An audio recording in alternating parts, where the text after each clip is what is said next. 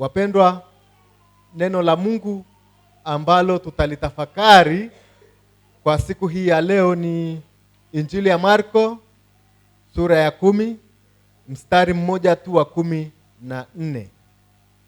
Injili ya Marko sura ya 10 mstari wa 14. Nao unasema hivi: ila Yesu alipoona alichukizwa sana, akawaambia, waacheni watoto wadogo waje kwangu, msiwazuie, kwa maana watoto kama hawa ufalme wa Mungu ni wao. Amen. Tuketi.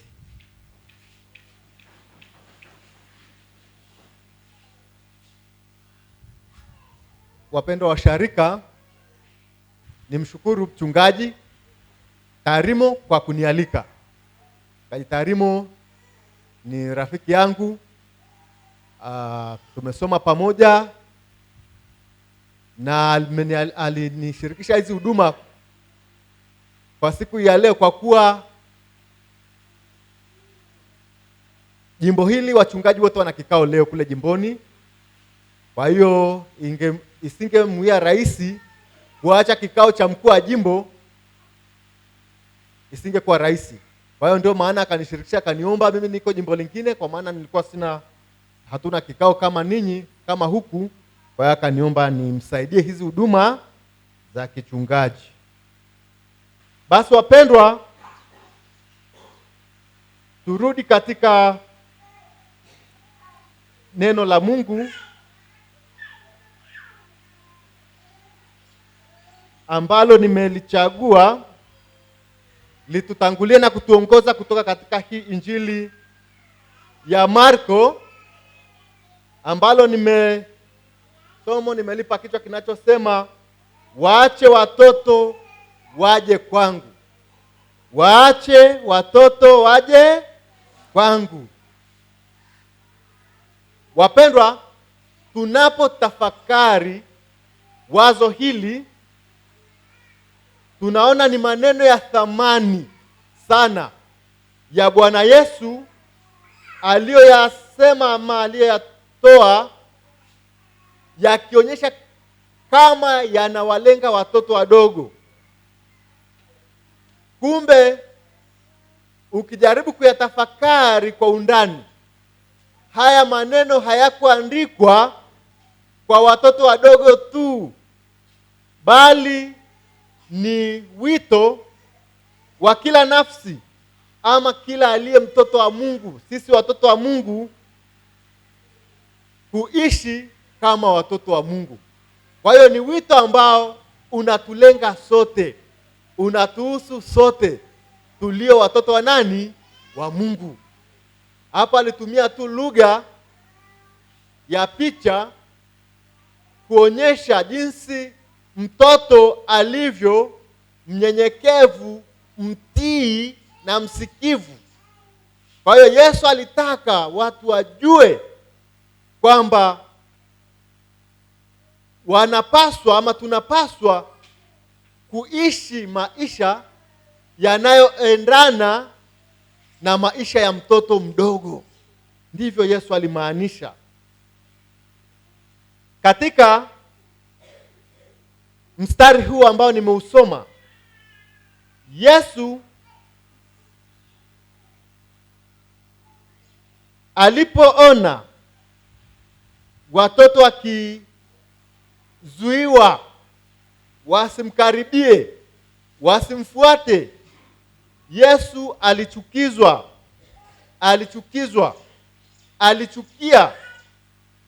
Ndipo Yesu akawaambia wanafunzi wake, waacheni watoto waje kwangu, msiwazuie, kwa maana ufalme wa Mungu ni wa watu kama hawa.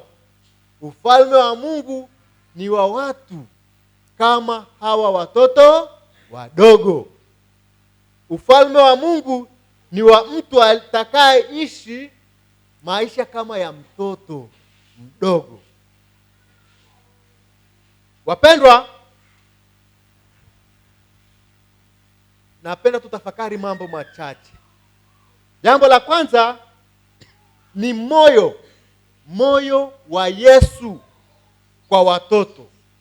Moyo wa Yesu kwa watoto. Katika utamaduni wa Kiyahudi, wakati huo wa Yesu, ama wakati ule wa Yesu, watoto hawakuonekana kama watu wa muhimu. Watoto walionekana kama kundi dogo lisilo na sauti. Watoto walionekana kama ni watu wa kuweka huko pembeni, huko nyuma ya nyumba, huko kando, kuwaficha. Hata kwenye tamaduni zetu inawezekana hayo yapo. Watoto wadogo mnaambia nendeni kule, kakani kule jikoni, kule nyuma ya nyumba, kule uani, tokeni hapa. Wageni wamekuja. Wageni wakija tunawafukuza watoto. Inawezekana hata tamaduni zetu zinaendana na za Wayahudi. Kwa maana hapa Yesu alikuja. Utamaduni unakuambia Yesu alikuja. Watoto wanamkimbilia Yesu wamzunguke. Sasa wanafunzi wanawazuia wale watoto. Wengine wanasema labda mtamchafua Yesu. Yesu ni mheshimiwa. Yesu ni msafi. Amevaa vizuri. Hata huko tunaweza kusema mtoto atakuchafua. Kaa mbali, kaa mbali. Yesu aliwakataza wanafunzi wake wazuie. Alisema waacheni. Alafu yeye akawakumbatia. Hakuna mahali tunaambiwa kwamba watoto walienda kuogeshwa kwanza au walikwenda kunawishwa kwanza. Jinsi walivyokuwa aliwakumbatia hivyo. Lakini inawezekana wengine leo hii sisi wazazi tunaona kinyama, tunasema mtoto mtoe hapa, ni mchafu, mtoe. Hasa wanaume, mtoto mtoe. Mtoto hapana, mchafu. Yesu hakuona uchafu kwa watoto. Aliwakumbatia. Wapendwa, hapa tunajifunza kitu kikubwa. Na kitu tunachojifunza ni Yesu anawakubali wale waliodharauliwa. Bwana Yesu asifiwe. Waliodharauliwa. Yesu yeye anawakubali. Kama watoto wadogo, unaweza kusema huyu ana nini? Hajui kitu. Unaweza kusema mtoto mdogo hajui kitu. Lakini na sisi watoto wa Mungu, ambao sisi ni watoto wa Mungu, kuna wengine wanadharauliwa. Labda kulingana na hali aliyo nayo, kwamba hawa ni maskini. Anadharaulika. Huyu ni maskini. Huyu hana kitu. Wengine wanadharaulika hawajasoma. Eti huyu hajui kusoma na kuandika. Yesu anawakubali wote. Hawa wote ni watoto wa nani? Wa Mungu. Sisi sote ni watoto wa nani? Wa Mungu. Kwa hiyo Yesu anawakubali. Kwa hiyo usijione mnyonge, mpendwa ulioko hapa. Inawezekana kwenye jamii unayoishi, unayokaa, umedharaulika sana. Kwamba hujasoma, ni maskini, huna kitu, ukoje. Tambua, huo sio mpango wa nani? Wa Mungu. Yesu alisema, mtu atakayeishi kama mtoto mdogo asizuiliwe kuja kwa Yesu. Anamtafuta Yesu asizuiliwe. Na mimi naamini hata huku ndivyo ilivyo. Mtu akisema naomba kurudi kundini, hakuna anayezuiliwa. Bwana Yesu asifiwe. Anapokelewa haraka. Mnamshukuru Mungu, mnasema aisee. Mtu akitaka kubadilika kutoka katika njia mbaya, hakuna mtu anayemzuia. Leo hii mama au baba, usikie kijana wako anakuambia kweli, aje akwambie, baba unajua nilikuwa na kuhuzunisha sana. Nilikuwa mlevi sana, nilikuwa mwizi sana. Nimeacha baba, nimeacha mama, nimeacha. Aseme kweli. Utafurahi, utachukia. Utafurahi sana, utashangilia. Na ndicho huyu mzee aliyetoa matangazo alichokuwa nakisema hapa. Kama mtoto wako atakuja anasema nimerudi, nimeacha ile njia mbaya, alafu unafurahi, basi usimfundishe mtoto kwenda kwenye hiyo njia mbaya. Usimfundishe mtoto kwenye nini? Njia mbaya. Maana yake usimpe vile visivyofaa. Maana wakati mwingine tunawafundisha sisi wenyewe, alafu baadaye anakuwa bingwa, anabobea. Kama ukimfundisha, ukimwambia tumia kidogo tu, vuta hapo kidogo tu, pafu mbili, vuta kidogo tu, au kunywa hapo kidogo tu, kunywa kidogo, atakunywa kidogo ulipomwambia. Akiwa uko peke yake atasema ni tamu, atakunywa sana. Kwa hiyo tuko tunasema usimfundishe kwenda kwenye hiyo njia isiyofaa, hiyo njia mbaya. Wapendwa, Yesu hakuwahi kumkataa mtu kwa sababu ya hali yake. Hakuwahi kumkataa mtu kwa sababu ya hali yake kama nilivyosema, lakini aliwapokea wote, kwamba kwa Yesu hakuna ubaguzi. Kwa Yesu hakuna ubaguzi, hakuna mkubwa wala mdogo, hakuna tajiri wala maskini. Yaani kwa Yesu hakuna high table, watu wakae kimakundi. Jinsi anawapokea watoto wote, anawakumbatia. Hajui huyu anaitwa Ana, huyu anaitwa Robati, hajui huyu ni wa kwa nani. Hana ubaguzi, angalia kwa wote. Kwa hiyo tunaona na sisi hakuna kusema kwa Yesu kwamba kuna wapiti vya mbele, kuna mkubwa, kuna wadogo. Hapana. Yesu anawapokea ama anatupokea wote kwake. Wapendwa, jambo lingine ambalo tunajifunza hapa ni thamani ya mtu. Yesu anaona thamani ya watu wote ni sawa. Thamani yako, kila mmoja ana thamani mbele za Mungu. Kila mmoja ana thamani mbele za Mungu. Hakuna wa daraja la chini, hakuna wa daraja la juu. Kila mmoja ni wa thamani. Kwa hiyo wapendwa, uliyepata nafasi ya kushiriki katika ibada hii, jione kwamba wewe ni wa thamani mbele za Mungu, na Mungu anakutambua wewe kwamba ni mtu wa thamani. Wewe ni kiungo katika kanisa la Mungu. Usharika mtaa unatengenezwa na ninyi. Mtu mmoja mnakusanyika mpaka tunatengeneza kanisa. Wapendwa, jambo la pili ambalo napenda tujifunze ni tabia za mtoto zinazofungua ufalme wa Mungu. Tabia mtoto. Kwa nini Yesu afundishwa kutumia hii picha ya sisi wote tuwe kama watoto? Kwa maana Yesu anataka wote tuishi, sio turudie utoto. Tuishi, tuwe na tabia za mtoto mdogo. Yaani ni kitabia, pamoja na umri wako mkubwa, utu uzima wako, lakini tuwe na tabia kama za watoto. Ndio maana tunafundishwa kwa picha hii. Kwa hiyo tabia za watoto zikoje? Jambo la kwanza, mtoto anaaminika. Mtoto anaaminika. Mtoto haishi kwa mashaka. Haishi kwa mashaka. Akisikia neno kutoka kwa mzazi, analiamini.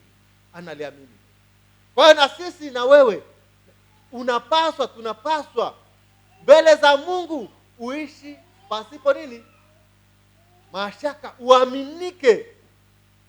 Uamini lile unaloambiwa na Mungu na Yesu Kristo, uliamini. Watoto huwa hawana mashaka. Lakini jambo lingine, mtoto ni mnyenyekevu. Watoto hawana kiburi cha kujiona wajuaji au ni wakamilifu ama watiifu. Watoto ni wanyenyekevu. Hawana kujiona. Hawana tabia hiyo.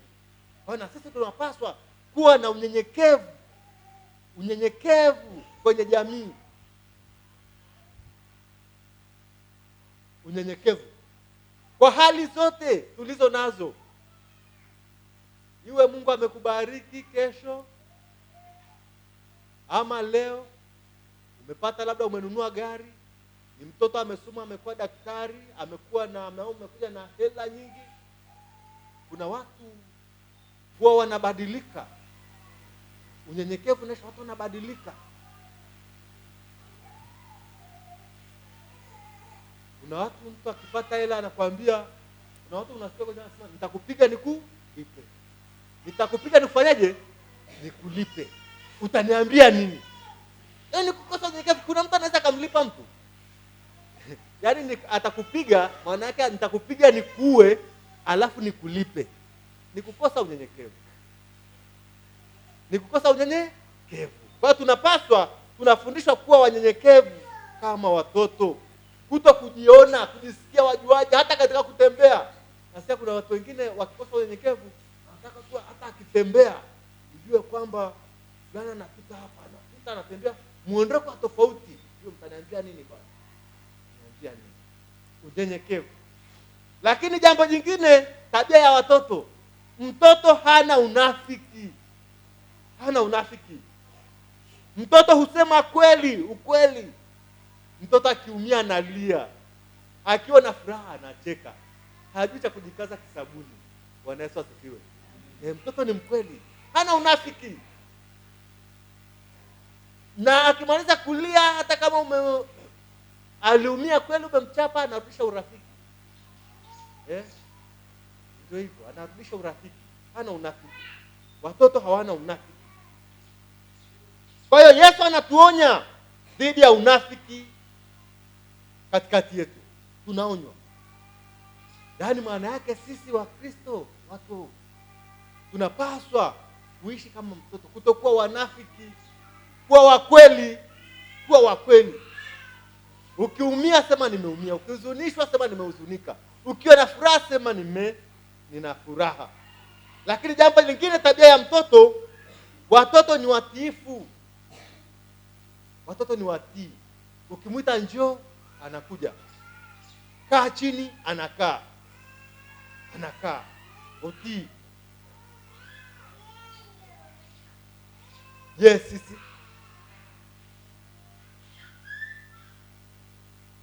Ni watii, lakini kuna ambao sio watii. Ndio maana neno hili limewekwa litufundishe leo kwamba tunapaswa tuwe kama watoto wadogo. Kwa habari ya utii, tuwe watii, kulitii neno la Mungu, lakini utii pale tunapopaswa ama ulio wajibu wetu. Wapendwa watu wa Mungu, vipo vizuizi vinavyozuia sasa watu kama hawa watoto walikuwa na kizuizi.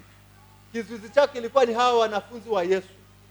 Na vipo vizuizi hata leo hii vinavyoweza kumzuia Mkristo asimfikie nani? Yesu. Yamkini kuna Mkristo ama mtu wa Mungu, tuseme tu Mkristo, mtu wa Mungu ambaye anataka kumfikia Yesu, lakini anakutana na vizuizi. Hivyo vizuizi tunapaswa kuviondoa. Usiwe kizuizi. Maana yake usiweke vizuizi katika kumfikia nani? Yesu. Wanafunzi walikuwa ni vizuizi.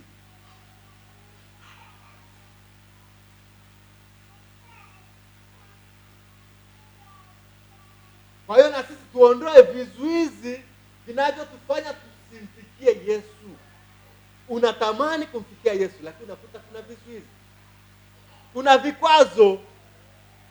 Kuna kitu kimezuia usimfikie Yesu. Na si kingine, wote mnakijua. Na mtu ambaye atasema hapa akijui. Kizuizi kikubwa ambacho kinatokana na mtu mwenyewe. Mkristo unajua, unapoenda mbele za Mungu unaenda kwa njia ya toba. Maana yake unatakiwa uwe mtakatifu. Lakini dhambi zinatufanya tusimfikie nani? Yesu. Mtoa dhambi inaweka mpaka, inakuwa ni kizuizi baina yetu sisi na Yesu. Viko vizuizi vingi, lakini cha kwanza ni dhambi. Dhambi ni kizuizi kinachotufanya tusimfikie Yesu, kinachotufanya tusizipokee baraka kutoka kwa Mungu. Watu wengi tunapenda kweli kuombewa, tunapenda baraka, tunapenda kubarikiwa. Hakuna mtu ambaye hapendi.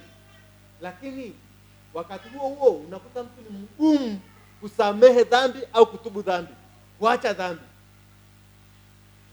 Hata kipindi hichi inawezekana hata wengine wanarudi kundini, unakuta amebembelezwa muda mrefu. Jamani, mwinjilisti ameenda, wazee wa kanisa wameenda mara nyingi, wanamuomba mtu anaomba huyu arudi kundini. Alafu kuna wengine wanasema mpaka nihamue, sio mwaka huu, sio mwaka huu, mwaka kesho, bado sijajipanga. Hivi unaona yaani Yesu anataka aje, anakubembeleza, lakini wewe mwenyewe unaweka kizuizi, unakuwa kizuizi wewe ni mwenyewe. Tunaambiwa wakati ni sasa. Haya mambo ya kusema kesho, hamna ajuaye kesho. Kutengeneza maisha ni sasa. Kwa hiyo hata wale wengine ambao mnajua hawajatengeneza maisha, hawako kwenye utaratibu, embu na ninyi mwe wabalozi wa kuwahimiza hawa watu. Waambieni wakati ni sasa. Hicho ni kizuizi kikubwa kinachotufanya tusimfikie Yesu. Ni dhambi, sio kitu kingine. Kinatuzuia tusipokee baraka. Wakati huo mtu anapenda kweli abarikiwe. Akiona wenzake anabarikiwa, anaanza kusema jamani, mimi Yesu, Mungu hajanitendea muujiza, ni kwa jirani yangu tu. Lakini mwambie atengeneze maisha. Unakuta mtu huyo ana makando kando mengi, hayuko kundini, hayuko kwenye utaratibu. Sasa hizo baraka zinapitia wapi? Lini amewekewa hata mikono na mchungaji wake, mwinjilisti wake? Yeye mwenyewe akimuona mchungaji au mwinjilisti anapita mtaani, unakuta mtu anatoroka, anakimbia. Lakini wakati huo anasema, Mungu naomba unibariki. Hata mbariki wapi sasa? Watumishi wanakuja nyumbani, wengine wanakwenda mpaka nyumbani, watu wanatoroka, wanakimbia. Hapa sio shughuli nyingi, kazi nyingi. Kumbuka aliyekupa kazi hizo pia za kufanya ni nani? Ni Mungu. Inafaa kumtukuza, kujitoa muda kwa ajili ya kumtumikia huyu Mungu. Wapendwa, kikwazo ama boriti, kitu kikubwa kinachotuzuia tusimfikie Yesu niyo kama nilivyosema, ni dhambi. Lakini viko vingine vingi, kama vile kukata tamaa ya maisha. Nakata tamaa, nalo ni kosa, ni dhambi. Kujikinai, nakata tamaa ya maisha. Sasa amekata tamaa, amekata tamaa ya maisha. Maisha ni magumu, anajiona hafai.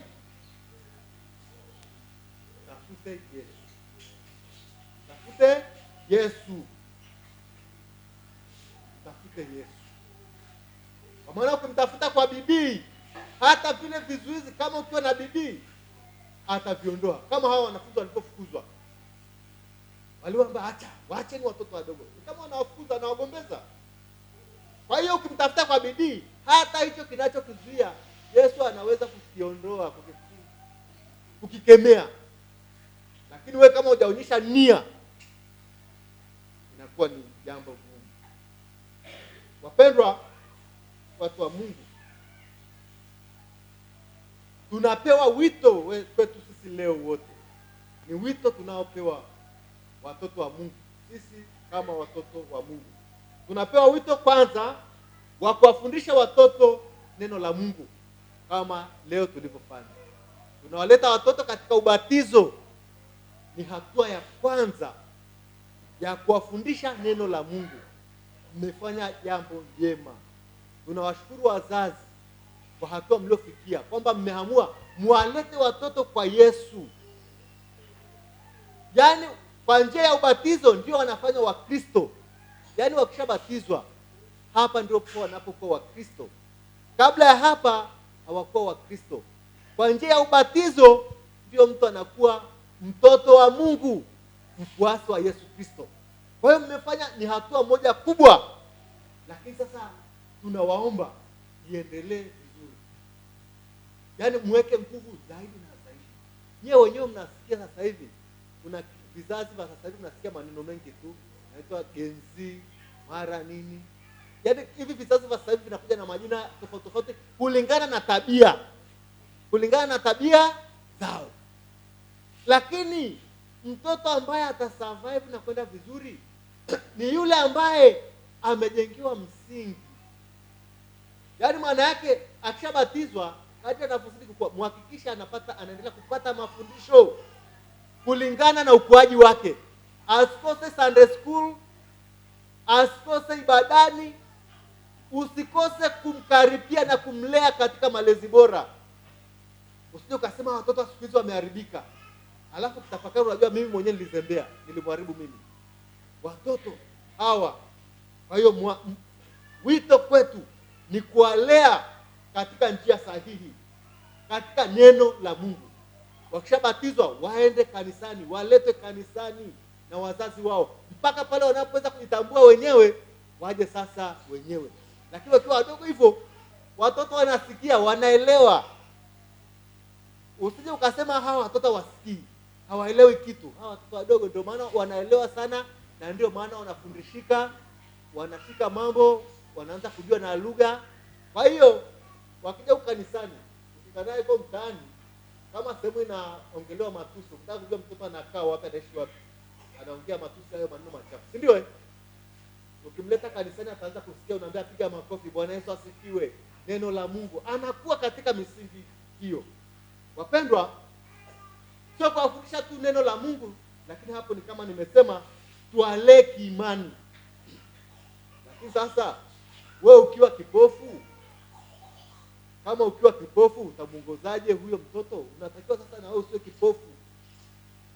Maana yake uwe unaona, imani yako iwe hai, uwe ni mtu wa ibada. Imani yako iwe hai. Ndipo pale ambapo, kwa maana unaweza kumfundisha mtoto akiwa na akili kidogo anakukosoa. Anakwambia mama umesemaje, baba umesemaje, niende kanisani, mbona wewe uendi? Kama ni kuzuri anakushangaa. Kama uko kanisani ni kuzuri, mbona wewe uendi? Yaani unaanza kumjengea, akiona uende anafikiri kanisani ni sehemu mbaya. Baba aendagi, mama aendagi. Lakini kwenye mambo mengine kule anakufuata kule unakoenda. Kwa hiyo ukitaka ajifunze kwako vizuri, muonyeshe kwa vitendo. Nenda kanisani. Ukienda na yeye kumwambia nenda, anajua kabisa kule ni sehemu nzuri. Wapendwa watu wa Mungu, tunapewa mwaliko wote kwa siku ya leo kupitia ubatizo wa watoto wetu hawa. Sisi sote ni watoto wa Mungu. Ni watoto mbele za Mungu. Lazima tuishi tukiwa na tabia kama za watoto. Hapo ndipo tunaweza kuurithi ufalme wa Mungu. Pasipo hivyo hatuwezi. Kuwa mnyenyekevu, kuwa mtiifu mbele za Mungu. Ondoa vizuizi vilivyopo katika maisha yetu. Kizuizi kikubwa kikiwa ni dhambi. Kuwa na kiu na hamu ya kumtafuta Yesu. Kumtafuta Yesu. Sio kumkimbia. Kumtafuta, kulitafuta neno lake. Maana yake kukimbilia huko kanisani Yesu anakopatikana.